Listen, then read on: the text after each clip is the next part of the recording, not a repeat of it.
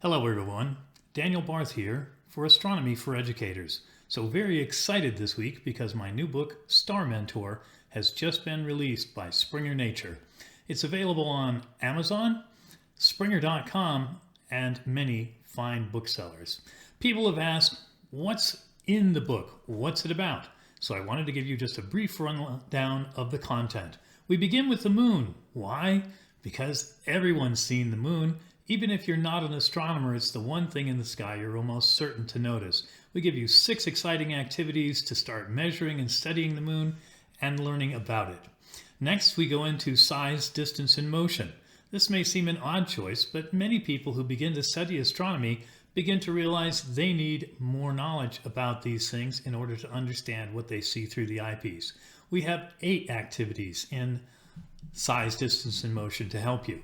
Next, we go into the visual sky, things like constellations and sketching, how to recognize what you're looking at. We have 4 activities here.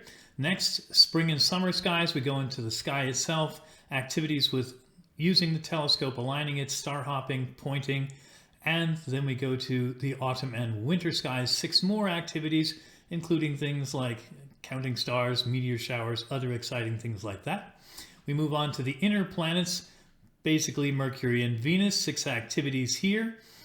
We have a special chapter on Mars with 3 activities just on Mars itself. The outer planets, 6 activities split equally between Jupiter and Saturn.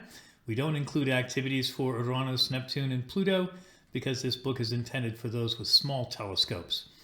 Next, we go into star clusters and nebulae, 6 more activities, galaxies, and then we have a chapter on the telescope for beginners and binoculars for beginners. The book also includes a complete glossary and index, along with more than 175 detailed illustrations and diagrams, many of which are in color. This book is not designed as a read it from first to last page, but rather as a smorgasbord, a guide of activities that you can dip into with your telescope.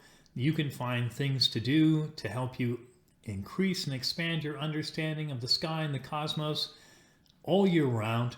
And I'm hoping this book will help you expand your knowledge of the telescope, small binocular, and the sky for many years to come.